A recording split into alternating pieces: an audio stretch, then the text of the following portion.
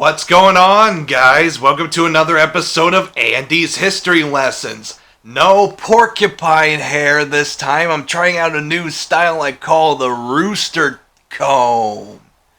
I think it looks pretty cool. It could also be the shark fin. What do you guys think? Okay, no more BS.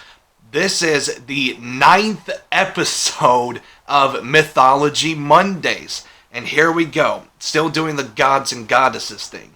Deity number 10, Utu. And these are directly quoted from the website www.ancient.eu. I have to say that to avoid copyright strikes and everything. Utu, also known as Shamash, Samas, and Babar, is the Sumerian god of the sun and divine justice.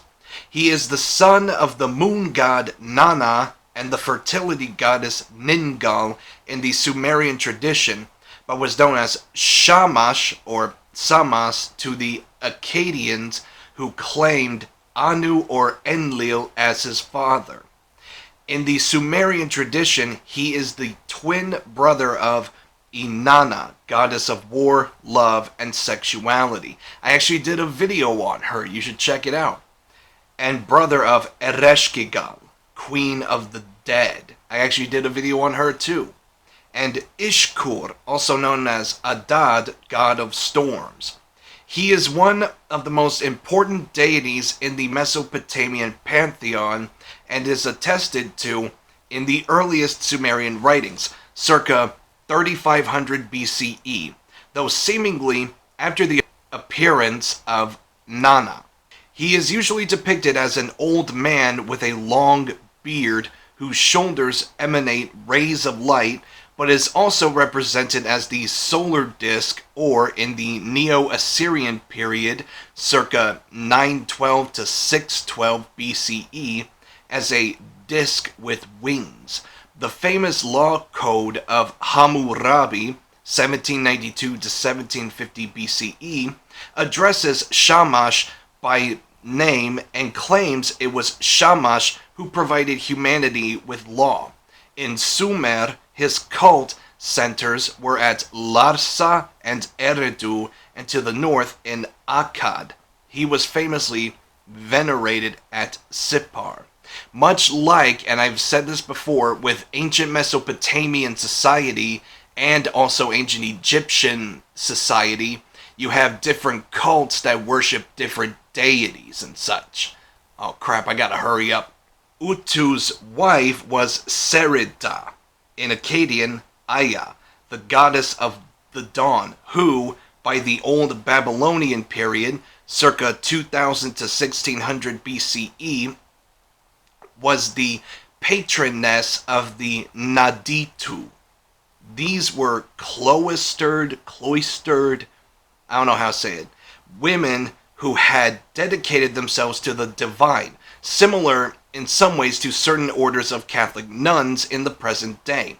The Naditu are routinely associated with Utu because their cloister was attached to his temples, but they actually worshipped and served his wife Serida, also known as Aya. Deity number 11, Nabu. Nabu, sometimes known as Tutu, is the Babylonian god of wisdom, learning, prophecy, scribes, and writing, and was also responsible for the abundant harvest and all growing things. His name means the announcer, which refers to his prophetic and creative powers in calling forth words, the harvest and other plant life, and the visions of prophecies. His wife was Tashmit, also known as Tasmetu, and later Nanaya, who was originally the divine consort of the Sumerian god Muati, who became syncretized with Nabu. I think they meant to put synchronized? I don't know. Nabu himself was developed from the earlier Sumerian goddess of writing and accounts Nisaba, also known as Nidaba, or Nisaba with 2 S's instead of 1. Don't ask.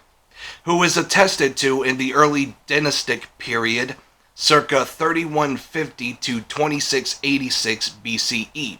Sumerian hymns and other compositions, which concluded with the ritual phrase, "Praise be to Nisaba," became the paradigm for later Babylonian works ending with "Praise be to Nabu."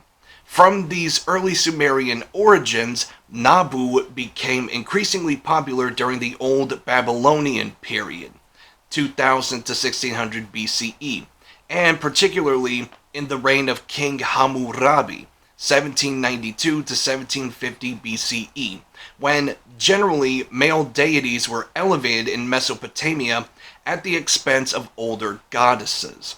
In some myths, Nisaba is Nabu's wife and divine assistant in keeping the records and maintaining the library of the gods, much in the same way as the goddess Seshat worked with Thoth in Egypt. Originally regarded as the vizier and scribe of the god Marduk, following the Kassite period, circa 1595 BCE, Nabu was regularly depicted as Marduk's son and almost equal to him in power. And here we go, the final deity of the episode, Ninurta. Ninurta identified with Ningirsu, Pabilsag, and the biblical Nimrod, like Green Day, is the Sumerian and Akkadian hero god of war, hunting, and the south wind. He first appears in texts in the early 3rd millennium BCE as an agricultural god and local deity of the town of Girsu as Ningirsu, and the city of Larak as Pabilsag, both Sumerian communities. His role as a god of agriculture changed as the cities of Mesopotamia increasingly militarized and began campaigns of conquest, one city against another. Ninurta was the son of Enlil and Ninhursag, but in some stories Enlil and Ninlil. His wife was Gula, the goddess of healing, though in earlier inscriptions as Ningirsu, he was married to the goddess Bau, also known as Baba.